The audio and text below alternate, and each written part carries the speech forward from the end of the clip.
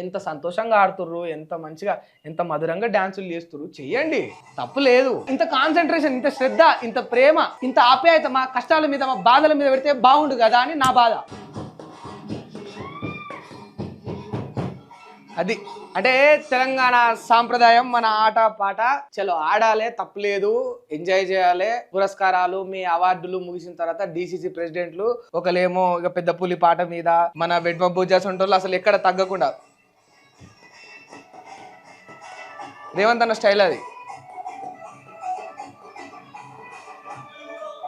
అది నెక్స్ట్